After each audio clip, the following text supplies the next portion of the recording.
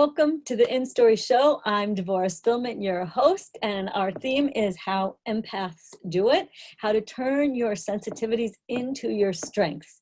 And today I am thrilled to welcome Suzanne Carrier. Hi, Suzanne. Hi, Devorah. Thank you so much for offering this program and for giving me an opportunity to be part of it. Thank you. Well, I am delighted. And before we dive in, I'm going to read a little bit more about you. Suzanne Carrier has been involved in the healing arts for over 20 years. Suzanne's work focuses on empowering women to trust their bodies. So many times women give their power away to others, especially in the birthing process. Women know how to birth and babies know how to be born. It's time to bring that empowering energy back to women. I love this whole area of your thought and work. So I want you to start us kind of back for you, because clearly from our conversations and that, clearly you are a highly sensitive person, even though none of us knew what that term even was. But what was it like for you growing up? Because I assume you were one of those people who knew lots of stuff and you probably didn't get to share it all so easily. Yeah, the space was never there. The opportunities were never there to share, and it was kind of it was a very interesting and probably not unfamiliar to a lot of our stories of how we just knew things. We just knew there was another dimension. We knew we weren't alone in a room. You know, we just knew things. And the biggest piece was, I think, that I knew that I didn't really belong with this particular family that I was born into, because they were so adamant about what we have is what we see. You know, the real world is what you have around you. There was nothing really beyond that, even though they were very church oriented, very religious oriented. It was very interesting. And there was this uncomfortableness about ever talking about anything like that. And I know that my physical friends were few, but I know that I was never alone, because the tea parties, even though I was the only one at the table, there was always space for like three others. And I was not alone. I was definitely one of those kids with the invisible friends. And did you ever tell anybody about that? I remember sharing a little bit with my sister, and she just didn't get it. And again, the ridicule, the sharing of the stories, and it gets to a point of like, it's no fun anymore, and you just shut down. And I think we just really shut all of that down and don't want to share. Is that what happened to you? Did you basically get teased so much that you stopped like actually sharing what you really saw, thought, felt, like that? And it really reinforced the fact that I really don't know who these people are. I don't belong. I just don't belong in this family. You know? Even to this day, it's kind of like, really, this is my family. You know. Move us forward a little bit. Like, how did you manage? How did you manage? What was the benefit and the cost of what you had to do as you went forward in your life? Like, what did you do as your work, and did you shut that all down, and how did you bring it back? The cost was the self-forgetting. The cost was really always feeling that I had to please my parents, feeling that I had to please everybody else, feeling that even when I got married, that my husband would come first. It was pleasing the kids. It was always making sure that everybody else's needs were taken care of. And I think we all want to feel loved. We all want to feel valued. We all want to feel some of that. And when we don't experience right from the very beginning, it's really easy to shut that down and kind of question, well, what's wrong with me? What's wrong with me? What's wrong with me? Am I doing something wrong? And we just forget the dreams, not that sometimes they're even there, the dreams and the hopes and of what a future could look like isn't there, because it's always about someone else, And we can feel other people's energies. And, I do some human design work, and when we look at human design and some of the different centers that are what we call open, we can feel the other energy of people. And when we can feel the discomfort, when we can feel the displeasure of someone going or perceiving that they don't like you, that you did something wrong, we can see the look on their face. We look at the eyes, we look at the expression. Is there softness? Is there hardness in the face? And when we perceive all of those things, it's kind of like, I don't want to go there. I don't want to experience that anymore. I felt that before. I don't want to go there. So we do whatever it is. We sell our soul to something in an effort to feel okay, but we're really not okay. and we can stay okay, I think, for a certain length of time. And then it's kind of like, enough is enough. I can't do this anymore. So how did you figure that out? Like, what happened to you that raised your consciousness? Because most of the time, once you shut it down, you just are in the shutdown, right? Mm-hmm. That becomes your normal, Right. right? And so what happened? It was kind of from an astrological perspective, it was when the Chiron return came in. So I was like 48, and that's when that spiritual piece comes in. Have you done your spiritual work or not? And I hadn't, and I really had been there for everybody else. And I left my job and I trusted, and this is the first time that I really trusted myself in a way that was so different than I had before. And I just knew it was time to leave. I knew it was time to leave, and I didn't know where I was going, but I trusted that, knowing that I got to get out of here.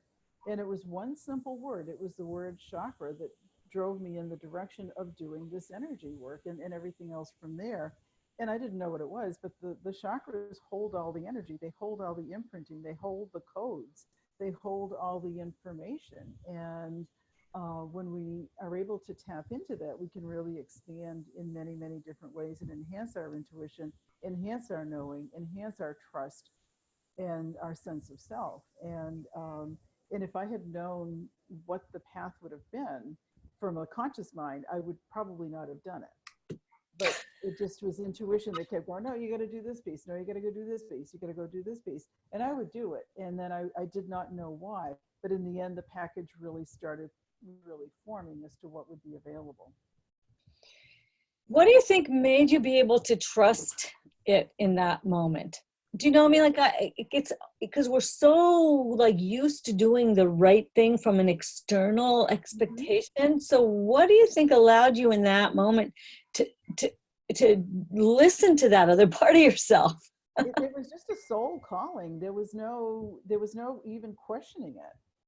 It was just, the soul was just really pushing me forward, and there was no turning back. I was kind of like, I was so committed, but I didn't know what I didn't know what I was committed to, but I was in it. I was in it, and there was just no turning back.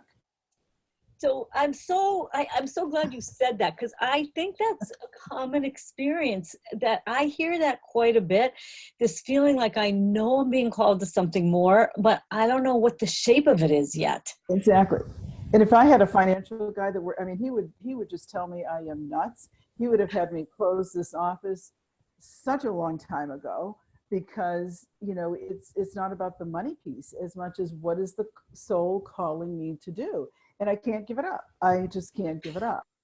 But I think that's true, that there is this sense that a lot of us are feeling this higher calling. And I think a lot of it is for, especially a lot of us who are older, that we just couldn't do it when we were younger, because we didn't have the tools or the support or we didn't have the way. Right. Or the timing wasn't right for us. So many things. Yeah. But, and I think a lot of women lose their power so early on, and we give, and some of it's intentional, some of it's not. But I think, and I go back to my work with the birthing process, again, back to what I said, women know how to birth babies, and babies know how to be born. And in the process of getting what we would call assistance, it really turned into a manipulative way of how can I control the experience from the outside. Really not women really following their intuition. Well, no, don't push now because the doctor's not here. My body's telling me I got to push. This baby's got to come out, whether he's here or not. It's not about the convenience of someone else. It's really what is right for you and what is right for your baby. And, we've done so many things to women in that capacity. How do we bring that back? How do we bring that feminine empowerment back into a woman's body to trust it? Then sometimes there's abuse, and how do you trust a body where you thought you were safe and somehow you were in a situation where you were abused? So that brings in more confusion, more ambiguity of, I don't know if I can really trust this or not. Last time I did, this is what happened, and I've done some of the pre and perinatal work, and my biggest challenge in one of the chapters was the feeding piece, the force feeding. We were taught, I was born in the 50s. the baby's fed every 4 hours, and sometimes baby's not ready to eat, but you wake them up, you feed them, you feed them, they throw up, they've got colic. Well, obviously they're hungry when maybe they're experiencing something else, but you need to feed them. And that was the most difficult chapter, because again, it was that remembrance of my body didn't really want to eat, but I was forced to eat.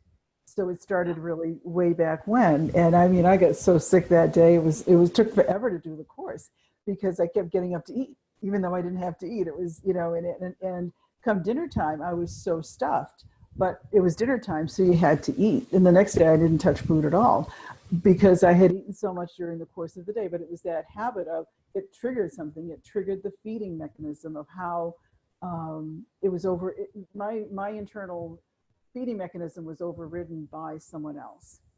Oh, wow. Yeah. It was really it was extremely powerful. Extremely powerful. Wow. Yeah. What that's, I mean, that's amazing. First of all, that's such a like show of whatever work you've done to be able to even perceive that, because most people can't perceive that connection, that, they might be having that, but they just have no idea. Yeah. So where have you, so tell us a little bit about the story, about a little bit of the work you do in the world. Like, where did you start with it and where is it going now? I started with older women, that were probably, about my age. And, I've been doing it for like 20 years, but, and their stories all went back to the birthing process, whether they were, and that's not why they came in to see me. They would come in for something else. But, we'd look at the piece of attachment and bonding. Did they feel loved or not? Were they welcomed into the world or not?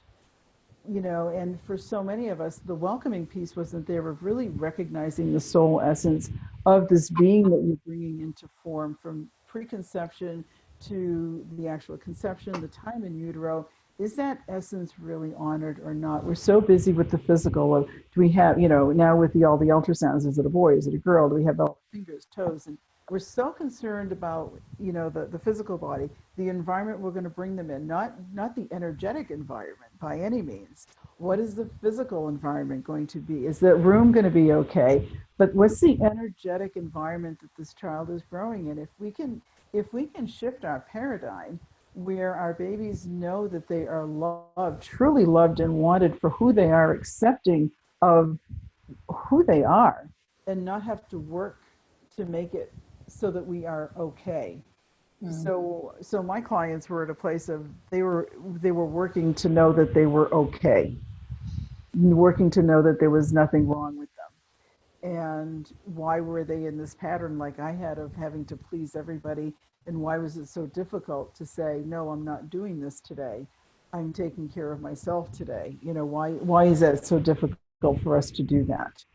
So this is the generation I was with, and I was also involved with a few babies that I had been working with through other grandmothers. And, it was kind of like one baby in particular had a birth experience, and that connection, even though I've had my kids, I've had 4 grandkids, I've never had the same connection as with that baby of, what are you going to do about birth trauma? That eye-to-eye connection was right there. And, in the birth trauma, it can be physical, but for so many, it's emotional, it's spiritual, and those are the components that we don't look at. And this is how we want to change that. So what are some of the things that you're now teaching people about healing birth trauma or preventing it? Like, this has now led you down a path. So, so say a little more about that. So with a pregnant mom, it's always been basically working with the mom as she's pregnant to really create that energetic container, to create this place for this baby to really know that they are loved, truly loved and wanted, and that the soul, that their essence, their consciousness is recognized. And when they can be born into a place where they experience the wholeness, when they can experience the wholeness of who they are, bringing in that soul element, bringing in the I am essence, somebody being aware that they have energy systems, bringing all of that into play, creates a space where they're not as separated as we always use the word, through that veil. They come in whole. They come in a more intact form than we did. So when we can be in a place where the parents are nurturing that, and if we can get a dad that can be on board with all of this too. I mean, the mom is probably going to be and I hate the word easier one to work with, because moms are more aware of this. I think it's more innate in our moms. But when, we also need to work with the masculine energy too, and invite them into the process so that they can be part of it. It's not just a dyad between a mom and a baby. We're working a whole family unit. And so now it seems like there's like these two different sides to your work. One is how do we heal from what happened, how we came into the world because people were basically clueless or were really hurt. Right. And then how are you, so I want you to say a little bit more about that. Like, how are you helping women to heal from this? I mean, obviously this is for men too. It's just that it happens to be a conversation that in my world that a lot of us as women are having. It's the same as if you have a baby boy too, obviously. But what are you doing to help us heal from that trauma? And then how are you helping like the next generation kind of? Okay. So with the adult, let's say the first group of clients that I started to work with, one of the pieces I'll always look at is the human design chart. And the human design chart will give us a lot of information. It's all based on frequency, the time of your birth, and it's all codes. I mean, I work with codes all the time. Are the codes working for you or not? If they're not working, we do an energetic, a download, I guess, of new codes that will really support you. How, and our charts will give us a lot of information. And for me, I'm going to just elaborate a little bit. There's the human design chart, which allows you to get through day-to-day kind of stuff. But for me, I really expanded into a consciousness of a divine design, which is when we incorporate spirit, when we incorporate God, when we incorporate something bigger than who we are, and know that this is what we have. It's nothing that we need to change. We work with it. We accept it. And we know, okay, so I am like my energy is directs me in a way of, say, that let's say there's struggle. Let's say struggle is defined in your chart. What are you going to struggle with? You're going to struggle with everything that comes your way, or are you going to put your energy in a way that is more supportive for you and those around you? Like, maybe my energy is going to put in, okay, what's my life purpose? Where am I going? Is my energy strong in this direction? As compared to really struggling over those small things, but they can cause a lot of stress. So we look at the chart, we look at the basic design. We're going to have a predisposition to experience life a certain way. And how do we best live that? Are the codes there to work on a higher frequency or on a lower frequency? And that's when the gene keys come in, because we really want to live on the higher frequency. The lower stuff is when people come to see you, because there is some challenges that are going on. We energetically shift that. We use coding, we use different things, but it's all about the energy. It's all about the energy that's going on behind your particular situation. So with the client, that's where we go. And then with the new mom, it's really that awareness of, you are such a powerful being, and really empowering her, because this is the most powerful time of her life, is to actually, the most creative time is to bring life forward. And, as much as, sometimes I will struggle with, how to put a website together, how to do this marketing and stuff like that. And I'll go back and go, no, I've done better. I've done such creative things. Why, and never mind this other stuff right now, because the body is so creative. It is intended to do what it does. And we want to interfere with the process. And when we interfere, it doesn't always work out as well as it could. We kind of interfere with the process. What's amazing is how much this whole other way of healing around energy is becoming so much more accepted and common and known, because that was certainly not something we knew about No. back in the day, shall we say. Not at all. Not at all. Yeah. So now how are you dealing with that? Because, you said like you have like your side of you that's like your professional side, doing all this energy work and all this visionary work and all this transformation, and then you get with your family and it sounds like you still can't even tell them about it, kind of. I want you to talk about that a little bit. Okay, the work is it's almost like it's something sometimes that I don't always share because it's such a personal thing. Mhm. Um, and I'm not sure how to explain that either, but it's such a deep calling that sometimes it's not the stuff that I'm going to talk about when I'm going out for coffee, when we're having breakfast or something like that. It's not the right space. It's not, it's the container for, it's got to have its own container. And I guess maybe that's more what it is. The container for the sacredness of the work that happens is not there in my everyday life. It's when I'm with a client, we create that space for the shifts to start to happen. Right. I think that's super, it's super important to talk about this, because we have to have those places in which we create that safe, sacred place to talk about this. Like, you know, like I have like my whole group that you're part of, the InStory group, is partly creating a safe space for that, because I think a lot of us don't have that in our day-to-day world. And it's the world that it's often the world that shut us down. It's not even bad, it's just like not in that frequency, kind of. Right. Right. But on the other hand, we can't be all alone, because you can't create this new energy and hold it all by ourselves. I think that's also part of why, like, hosting a series like this is so important, that all of you listening, that you can feel here's a community where we get you, you know, where we are creating this sacred container for us to talk. Because here you are in this interview that's going to go out in the public, but you're talking about the deep work. Right. Right. So I think that's a part of it now, is that we are, now we have the internet, we can find each other so that we can show up with this higher energy. Do you know what I mean? And yeah.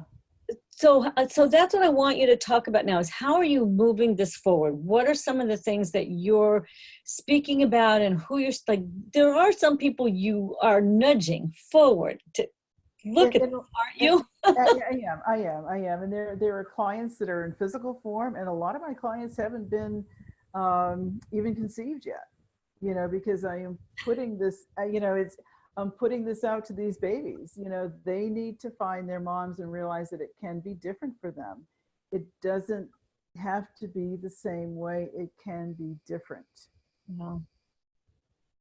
I think this is an interesting thing. You were talking about this, I think, at one point, about being a grandma and how you're working with your children about their children. So I'd like you to say a little bit of tips for grandmas. Okay, so we skip that whole layer of working with the children, because the grandkids come directly to me. They come directly to me. Andis will get in touch with me, and she'll say, yeah. And she had a thing with a friend, and she said, you know, you talk a lot about emotions and how emotions affect your body. And she said, I'm in one of those places. And I said, how do you know? And she said, because I you know, had a disagreement with a friend, and she said, I really feel sick now after supper. And I know it was because of the disagreement that we had. And I said, that is amazing. I said, that's a really good connection that you made. And she said, does that happen all the time? I said, sometimes we actually get belly aches, but sometimes the belly aches are really a lot of emotional stuff that really gets trapped in the stomach. So we were talking about that, and the, you know, and her whole elimination, and how all of that, the emotional piece, is really big. And we also, with my other granddaughter, it's a lot of it is the outside energies that come into her space, and she's 9. And, you know, again, when we start playing imaginary play, we call in some of these energies, and it's not like they just come in for a short period of time. Like for when you're having the tea party, they can stay. And hers were really causing some havoc in her room. And she wasn't sleeping at night, didn't want to go to bed at night, didn't want to go into her room, didn't tell her parents why, because she knew they wouldn't understand why. But when I saw her, she says, you know, I started seeing faces, you know, and she was drawing pictures of the faces of, and it was of kids' faces that she was seeing in her room. And I asked her who that was, and she had a name for him. And, you know, she said, he comes in every so often at night when I can't sleep. And sometimes it's disturbing, and sometimes it isn't. But it's enough when kids can't sleep. It's enough of an energy sometimes for them not to want to go to their room, because they don't know what's going to happen that night. So did you help her with that? I did.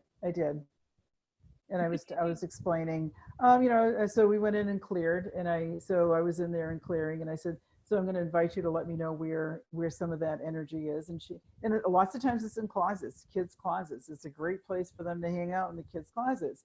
And, and so we cleared the closet, and I said, how does that feel? She says, good, but how about that corner over there? So she was helping me and giving me some direction as to where some of these energies were. And and then I called her. I said, how you doing? She's good. And I said, you sleeping okay? She says, yep, I'm sleeping much better. So again, whatever was going on in the room, the energy behind it shifted. And I think if we can't shift the energy behind the situation, then it continues to repeat itself and we need to really get that energy out of the way. And, I do it different ways. A lot of it is with the Yun method of wellness, but it's kind of like, got to move the energy for the situation to change. But here's my question. Yep. How is it her mother or father your child? Her father is. Okay, so your son and his wife, what happened when you did that? Like, did they see you help? Did they know you helped her, or did that change their perspective a little bit?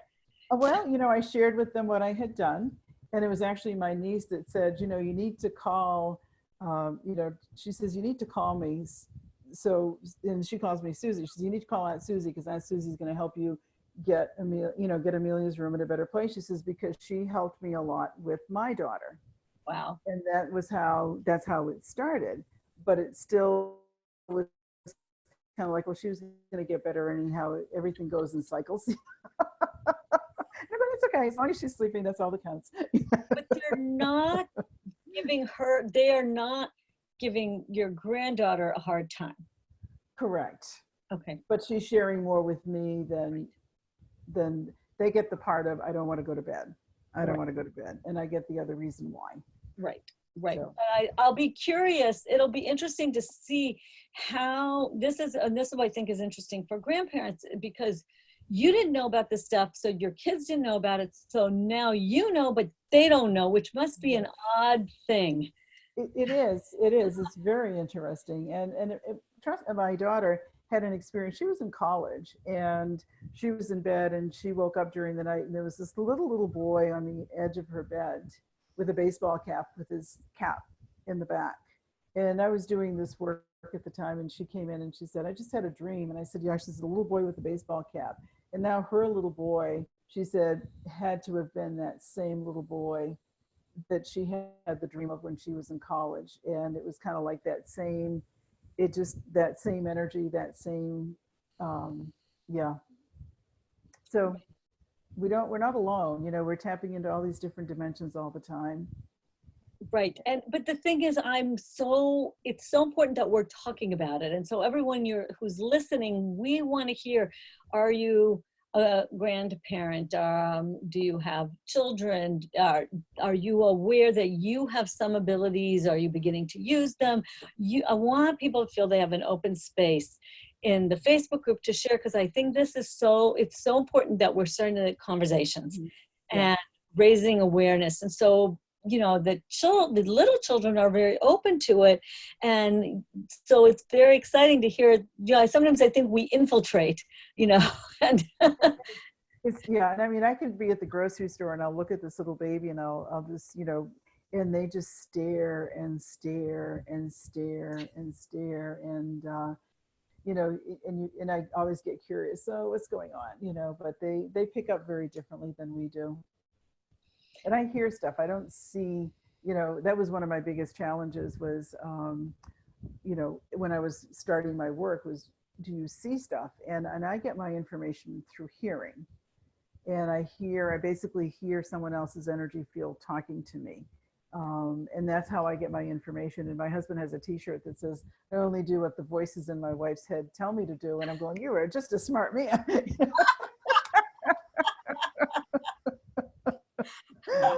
But it's a hearing for me. It's a hearing. What is it? What am I hearing? Yeah. That's hilarious. You got to put that in the Facebook group once we get started. That's so great. Tell everybody what your free gift And I just wanted to say something else too. Sometimes, you know, when you talk about being sensitive, I think for a lot of us who are sensitive, it's not the words that someone uses, it's always what's the energy behind what they're saying. And we can always hear that. I think we hear something different than what they're saying. And that's part of, I think, the sensitivity. And even though as a kid growing up, somebody may have said something, you just could hear really what the energy was behind what was being said. But part of it is reclaiming the veracity of that, right? Because often we just had to discount it because we didn't know how to validate it. You know, people didn't want to hear that. They didn't want you to tell them what that energy underneath was necessarily. So now I think this whole conversation is just opening up and opening up and opening up more and more. And then people are like you are doing the work to bring it to people who are not in it yet. You know, like that gentle way that you talk with your son and daughter-in-law, or your daughter after you talk with their daughter. Like it's gently giving them an opportunity to see that there are these other ways of knowing and validating them, you know, and the husbands who do it with humor and love, right? Yeah. So, all right. So tell us a little bit about your free gift so people can dive in and do a little bit more of this work. So for me, the energy systems are key. I'm always working energy systems with my clients. That's what we do. That's where the patterns are. They're hidden somewhere in some of the energy centers. So I talked a little bit about human design and the gene keys before, but what I'm offering is it's just a clearing. It's a guided clearing. We look at the different centers. When we're looking at human design, there are more centers in the regular chakra system, but they also have different little nuances to it. So it's an upgrading of the human design chart or whatever that you come in with. How do we remove some of those traumas? So that's what the gift is. And it's very cool because if you take the time and get the free gift and do that clearing, you're gonna feel a shift, and then you'll have a way to reach out to Suzanne also if you want to ask her more questions or see how do you go farther. Especially if you relate to her story, please do reach out to her and talk about it because it really makes a difference not to be alone on this journey. It's very, very important. It's part of my passion of hosting this, the whole InStory group I have that Suzanne is part of, where we hold that energy for us to bring it out to more people. And we want you guys to do that too, who are watching the series. So don't be shy, don't hide, no hiding. And reach out to us in the InStory Show Facebook group and share a little of your story with us, and be sure to get Suzanne's free gift and then reach out and share your story with her because it makes a big difference, honestly. So Suzanne, leave us with a last thought, last little piece of thought, inspiration before we wrap up. Oh, I think it's really sometimes we question so many things, and to let go of the questioning and just really allow spirit to help us and guide us through everything that we do. And we can be in that quiet space and just listen and just hear what's available to us, and trust what you're getting. We don't have to fight and struggle all the time to try to make something happen. Your life can flow so much easier. So thank you. So with you on that one. You know, it's a constant work, I think, for us to get in that quiet place and learn to trust that. So good, so important. Suzanne, thank you so much. And thank you, Devorah. You know, the work you are doing to change it from the start, I think is just so important. We spend a lot of time focusing on how to change ourselves, and this whole focus now on how to make a difference right when a new soul's coming into the world. So I just want to encourage you to keep on, and for people to really take to heart this work that you're doing. It's really beautiful. So thank you. And everybody listening, as I always say, remember to take all of this into heart and go out in the world and share your story, live your purpose, and be a blessing. Bye, folks. Bye. Thank you.